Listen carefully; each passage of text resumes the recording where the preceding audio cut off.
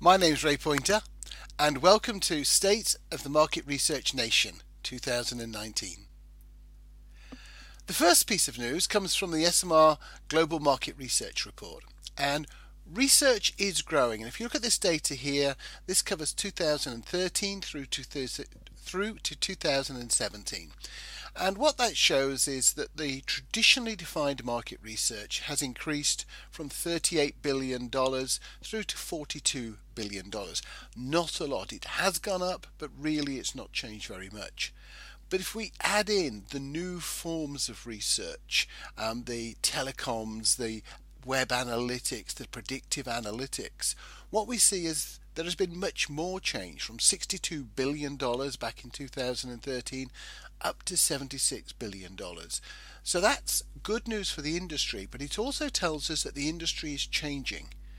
It used to be, back in 2013, less than 40% of all the dollars spent on market research were spent on this new form of research.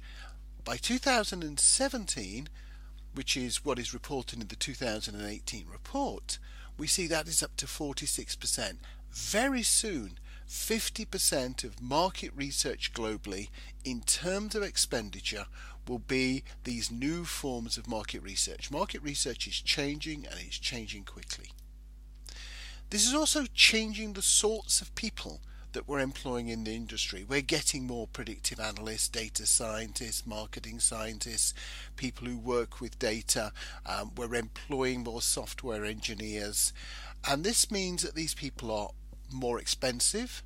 They don't necessarily have a background in the research world, and we need to find new ways of stretching out and reaching to them. If we look at the world globally, where is market research happening? And again, this is from the SMR Global Market Research Report. What we see is that out of every $100 spent on market research, 44 of them are spent in North America. If we add Europe and North America together, it's over 80% of all the research spending in those two marketplaces. That is why it's so important for companies to be successful in those markets, particularly in North America. It's why so many technology and new thinking companies are able to set up and become successful because of the scale of the local market. By contrast, Asia Pacific, Latin America, Africa, Middle East are all much smaller marketplaces. And the picture is changing again. So comparing with 2013 again, what we see is that North America used to be less than 40% of the global spend. It's now 44%. Europe used to be 40%, it's dropped. Asia Pacific used to be 16%, and it is dropped. So the world over the last 4 or 5 years has become increasingly North American driven. That's partly to do with economic cycles, it's partly to do with changes in economy, it's partly to do with some of the very specific problems in places like Europe. So we may see this continue, we may not, but it's really important to remember just how much of the market research world is North America, and then again just how much of the market research is North America plus Europe. The Global Prices study from SMR is a very big study, and this is really just one element from that. But what we're looking at here is a very simple UNA study with a sample size of 500, no particular analysis or presentation. So this is what happens if you have a commoditized piece of research conducted online. And what you can see on the purple line is the global price for that study, the global median price, and it has fallen from 2010 through to 2018. But more striking is what we call the key markets. So what happens if you look at just USA, UK, Germany, France, Japan? Now remember, that's nearly 80% of the global research market.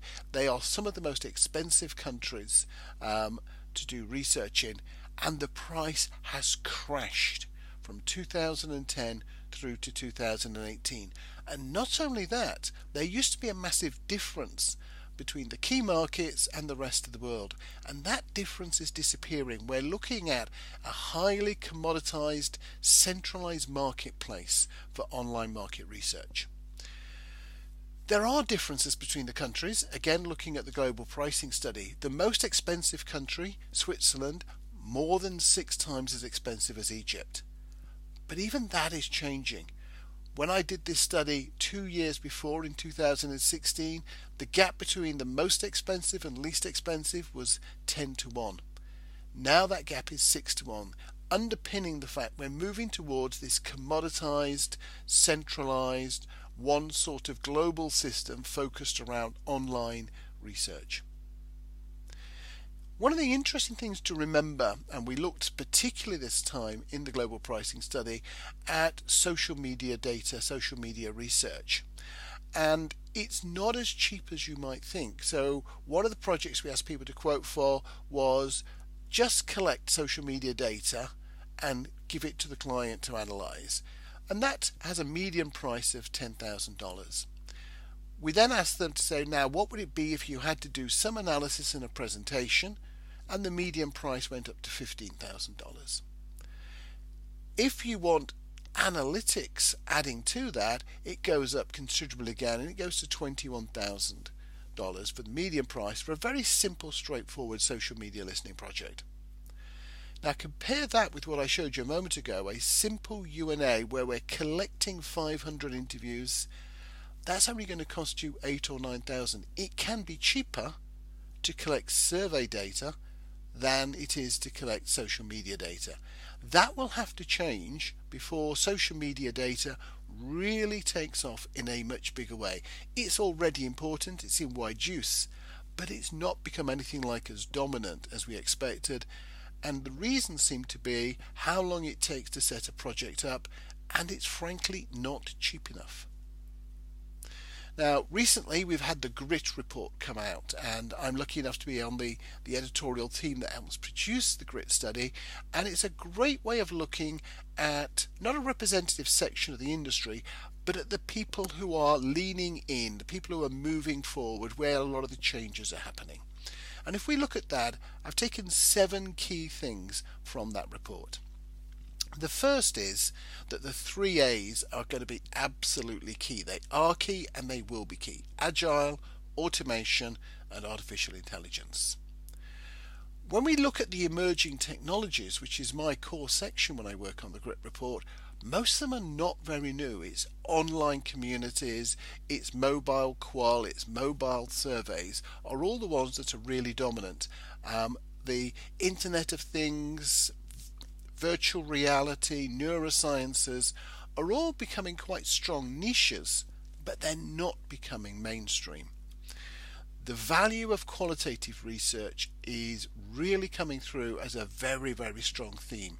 So yesterday I was in London at the Market Research Data Analytics Conference, and several people remarked at how many times during the day the conversation about using qualitative research more because we have more data came through. When we look at the GRIT study, about a third of the research that people were talking about was qualitative. And if you look at the whole market research industry, so including the laggards and the traditionalists, it's only about 15% is qualitative. So the companies at the cutting edge are actually doing more qualitative than the industry as a whole. When we look at clients' main concerns, it relates to the value cost equation. What they're getting isn't worth as much as they're having to pay for it in their eyes. That's the single biggest concern.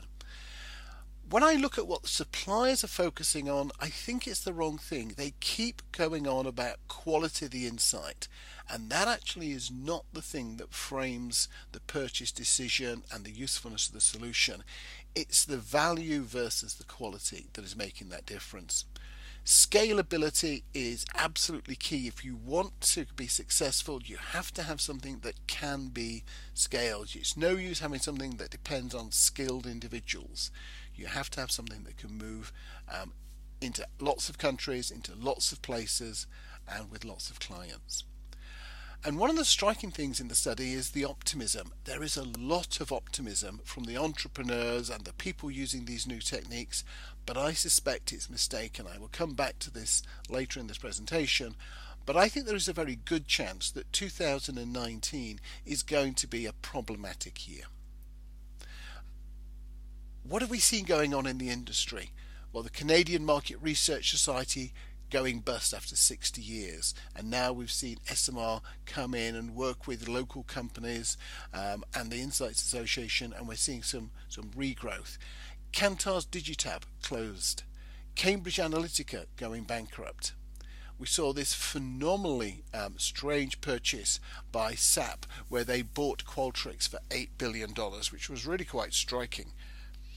And Ipsos buying GfK's ad hoc business. So lots and lots of changes. What's going to happen to Kantar post Martin Sorrell? What's going to happen to Nielsen in the near future? And then on the more positive side, perhaps Dynata launching, buying Reimagine, buying some more companies, changing the nature of what's going on there. So Lenny Murphy recently was writing about what he calls the full stack MR companies, where they have software, analytics, data, surveys, consulting, and I certainly recommend looking at that article. We are probably going to see fewer big clients. We're going to see a shift in negotiating power to the buyers. We're going to see more bad debts and cancelled contacts and economic worries, I think. So it's going to be quite a challenging year in 2019. We're also seeing a really big reimagining of the client insight functions. Some of these people have been talking to me, others have been talking at SMR or at other big conferences. And what we're seeing is that the client insights function is changing. And the reasons are pretty straightforward. It used to look a bit like this.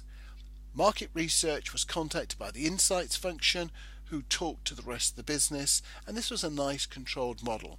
And now we have all of these different forces talking directly to the business, and the insights function is trying to work out how can it define its role within that. It can't be the gatekeeper.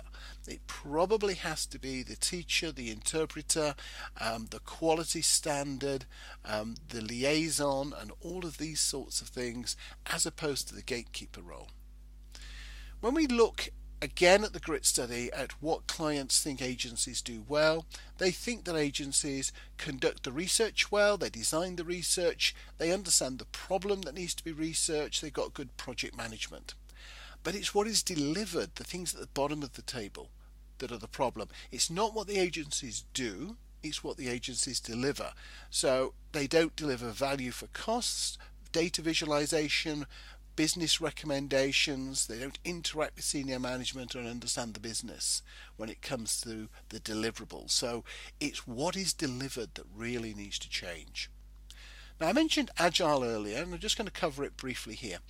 Agile in software development is not the same as Agile in market research, and quite often when you hear people in market research talk about Agile, they're using names and phrases from the world of software development. They're talking about scrums and minimal viable products, and the difference is that software is the project. When they use Agile in software development, it is the project. When somebody uses market research, the market research is there to help a project. So maybe somebody's designing a new container for a soft drink. They want to use Agile methods to design that. So they're going to be using the minimum viable products and the scrums and these sort of things. The research is not the project. The research is just one of many, many things that enables them to deliver that development. So in market research, what MR really means, and Agile is nimble. Can we respond quickly? Flexible. Enabling test, learn, retest. So if we're delivering all of those, then we're Agile. And of course, it's a useful buzzword. This is again from the GRIT study, and I'm going to draw attention here to two lines on there. The green one, the automation. How much that went up from 2017 to 2018, but even more the artificial intelligence, AI, the purple line. Look at the jump from 2017 to 2018.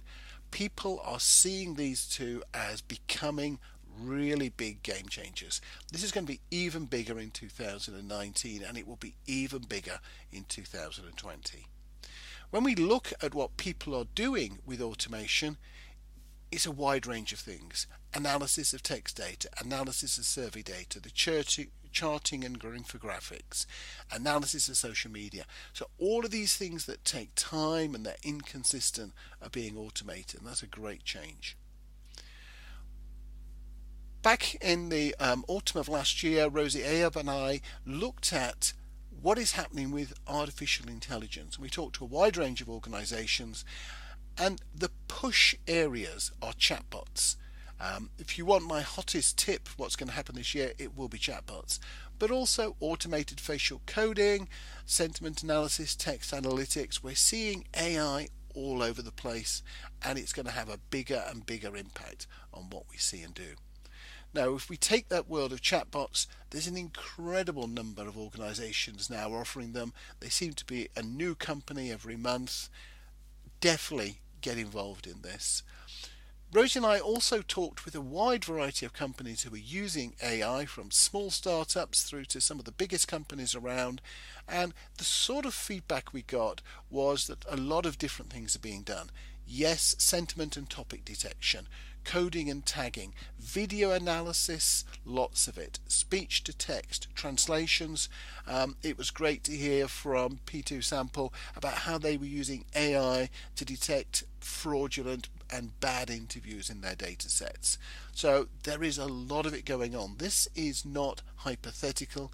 AI is now all around you. Now, when you think about AI, I think it's really important that you don't fixate on what is and isn't. Quite often, as soon as something starts to work, we say, well, that's not AI now, that's just an algorithm. Anything that's adaptive conditional is effectively artificial intelligence. It should look clever until you examine it, until you understand how it actually works. And we need to focus on the benefits. Is the benefit speed and cost, or is it the benefit doing something not otherwise possible? And they will have different cost equations, they will have different characteristics between them. Then we need to see what the human role is and the implications for cost, reliability and speed. So here are my predictions for 2019. First of all, it's the economy. There is a significant chance that the economy this year is going to be definitely not great, possibly bad. So if that happens, we will see a downturn in market research. If the economy doesn't dip this year, what we will see is the year get better and better, because a lot of people are being very cautious with their money in this first quarter because of the concerns about the year. We're going to see more mergers, acquisitions, sales, and unfortunately closures. We're going to see much more automation, especially in platforms. And I'd give a shout out here to Mike Stevens' great website, Insight Platforms, if you want to see just how much stuff is available out there. We're going to see more and more video. The last 2 years have seen an explosion of video. We're going to see even more of it this year and next. Chatbots I've already mentioned, but definitely would be my top pick. We're going to see more and more artificial intelligence used, and we will find lots of people saying, oh, that's just machine learning, that is just unsupervised machine learning. Don't worry about it. Just make sure that you're using the artificial intelligence, that you're trialing it, and that you're keeping up with the wave. I think we're going to see some myth busting. We're beginning to see some reports that some of the things around neuroscience, some of the things around facial coding, some of the interpretations of behavioral economics are not resting on good science. So I suspect that 1 or 2 of those will have a wobbly this year. We are going to see some form, and I think we've already seen it starting with a researcher from Germany, Edward Appleton, a campaign for real qual, a desire not just to have word clouds and counts of numbers, but adding some real insight to all this digital information. We're going to have a demand for curation. There is too much stuff. You cannot go to all the conferences. You cannot watch all the webinars. You cannot read all of the white papers. So we need more and more curation to make it an achievable task. And there is going to be such a battle this year for evidence, privacy, security and ethics. We see Article 13, the new copyright laws coming into place in Europe. Last year we saw GDPR. We're seeing Facebook and people like that brought in to talk to legislators and regulators because of the way data is being handled. This is going to be a battleground this year, potentially very good for market research because we tend to have the systems in place. And we're going to see this enormous amount of client inside restructuring. Well, this has been a very short version of my State of the Nation market research. I do have a half-day course and a whole-day course. Recently, I've been running that in Berlin and London. Later on this year, in the next 2 months, in fact, I'll be running the course in London, Brussels, Paris, Macau, and Hong Kong. And of course, we'll do stuff online. So if you would like more information about that, please do get in touch. Thank you very much, Ray. Thank you, Sue. So we've got some comments about it being very interesting, Ray. That's good. Yeah. The future should always be interesting. Yes, we would be a bit worried if the future was not interesting. Ray, you've talked about sort of things for people to focus on in the short to medium term. And I think your number one tip from that was definitely be having a look at what chatbots are up to for people. So what else should people be thinking about if people are casting around and thinking either about what sort of training they should be getting or what sort of skills they should be developing if they're thinking about new products or software for their agencies, or even what should client-side people be keeping an eye out for? What are sort of your next 2 or 3 things that you think people should be looking into? I think the application of automation and AI, so all of the clerical functions, the stuff that takes time, that is the material that's going to be most amenable. We need to make research faster and cheaper so that more and more people use research in more and more situations. So we're going to see quite a lot there. But in terms of the core skill, we are going to need to think about what is it that makes a market researcher. And fundamentally, it's about understanding people.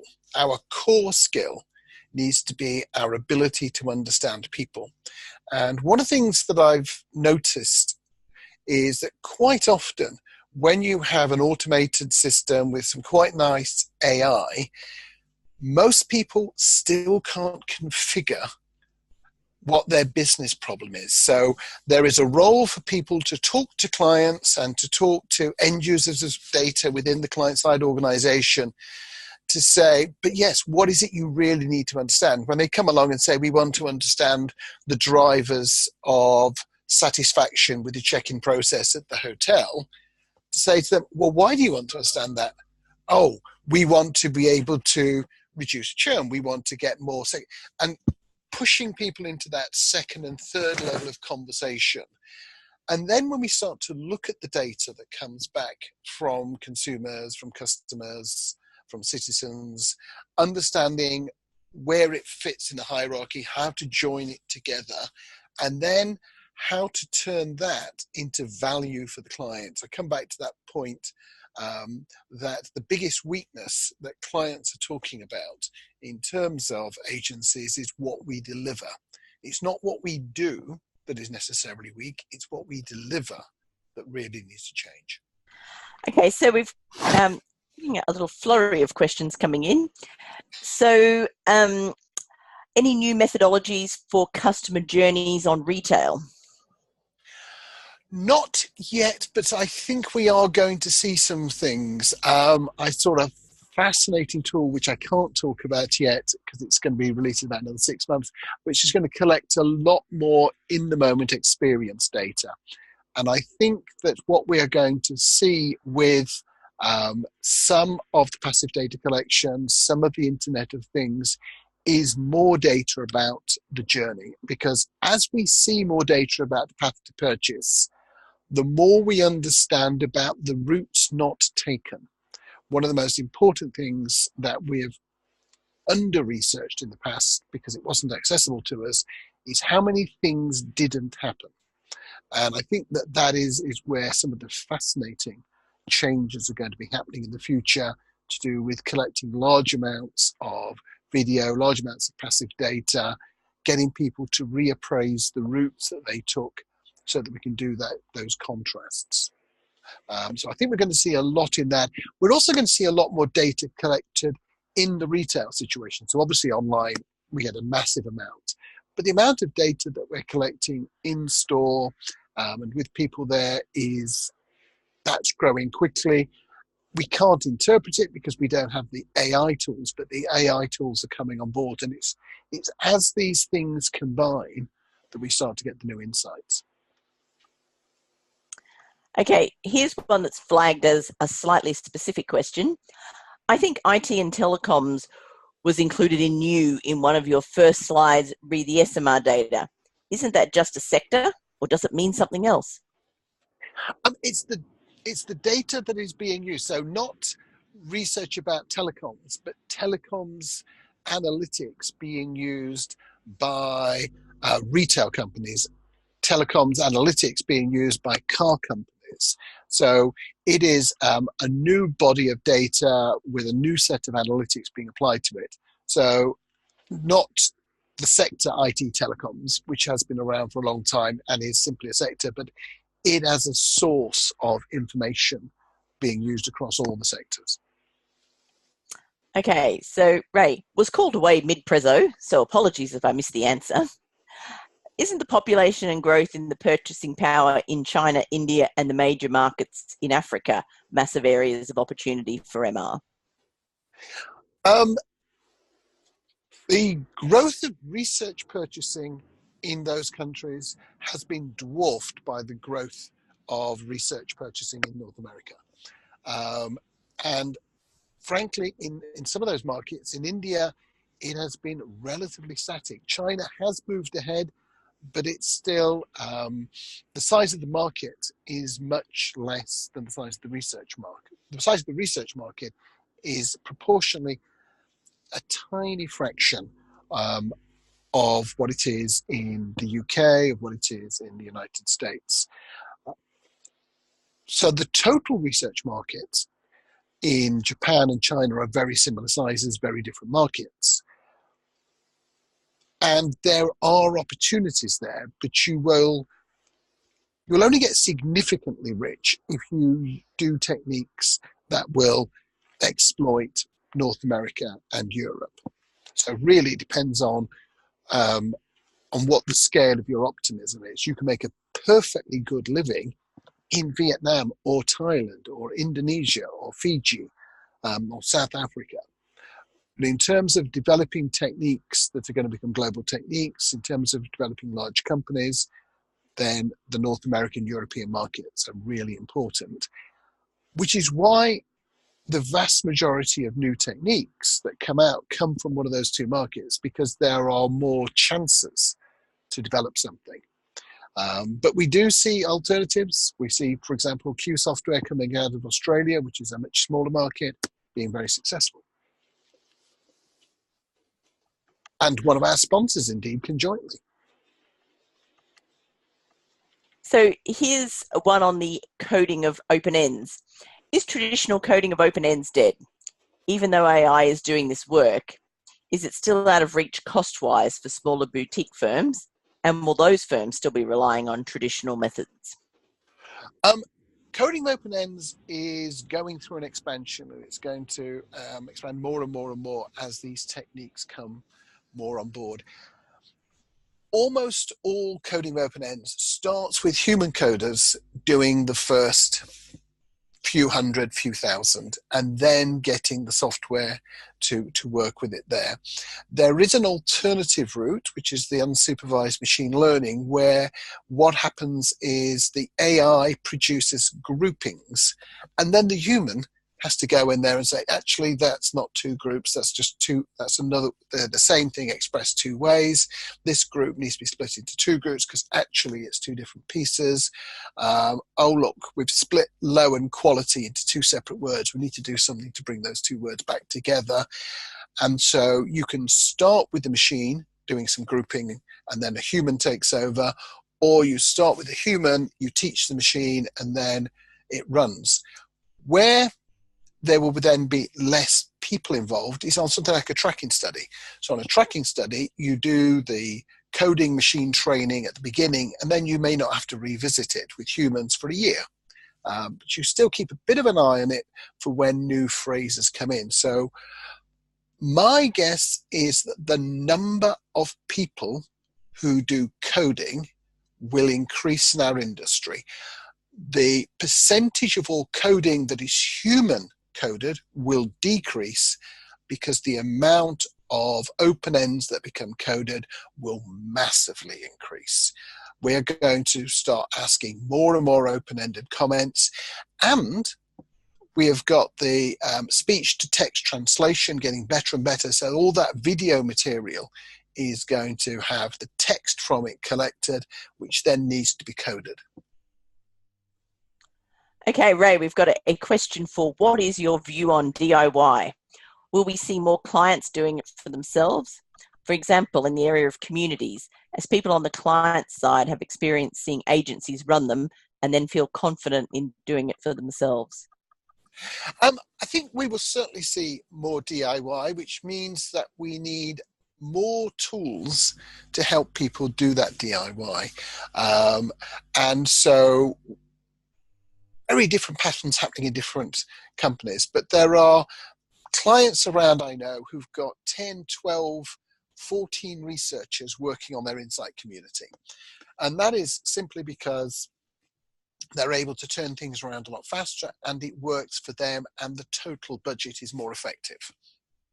So we will see more of that. We also see quite a lot of cases where people run a community themselves, but will put anything clever out to third parties. And what we need to see there are actually those communities much better adapted at saying, yes, we'll do our implicit association testing with this company, we'll do our conjoint testing with this company, we'll do our automated coding with this company, and then we will do our simple pulsers, straightforward things ourselves. We're going to see a lot more use of things like AI to get people to write surveys, short surveys that are sensible, because the downside of DIY that we know about is that you can ask some really dumb questions. And I think that the next generation of DIY tools will go a lot further in terms of preventing people from making some of those mistakes. Okay, here's a question about curation, which you referred to. So who, firms, small consultants, others, will become the curators of NewMR? Who's best suited to fill this role? I kind of think me, so I will be doing a lot on this front actually this year, and so will the rest of us in the NewMR team. But it's going to be people in different skills. So at IIX last week, we had a fantastic presentation from Isabel, who is the Lloyd's data journalist. Now, we didn't used to have job titles like data journalist, but she is the data journalist at the Lloyd's Banking Group, and she finds stories, curates them, and puts them together in a way that is really useful. And we are going to see new people coming through. And are they going to be like librarians? Are they going to be journalists? Are they going to be business consultants? I think there's a battleground out there. There is a remarkable opportunity. I think that one of the challenges is to know whether this is a high price piece of curation or a low price piece of curation. We are certainly going to see machines involved in that process, automation, where it will say, find me all the other articles we have on this and rank them by credibility and how many other people have used them. If we think about the first super powerful example of this curation, it was when Google came in with its PageRank system. And instead of just searching the web, you had things that searched by lots of other people are looking at this. We see the same sort of curation, it's got its flaws, in the whole academic world, where the number of citations a paper has is really important. And I think that we will start to see that with more and more data where people give it the thumbs up. I read this and found it was useful. So partly automation, but then actually summarizing it. Somebody needs to read that paper and write the very short version. For those of you who follow Steve August, who used to own the company Revelation, which is now part of Focus Vision, he is now doing what is the big idea summaries of business books. They're about 2 to 3 minutes long videos, and he picks a new business book, and he says, well, the big idea in this book, and it's useful because of this. And that sort of curation is also going to be really important. So really just wanted to say big thanks to Ray for sharing his State of the MR Nation address to us today. Thanks to the tech team behind the scenes. Thanks to the sponsors. And thanks very much to you for joining us once again. Goodbye for now, and we hope to see you next week at the Festival of NewMR.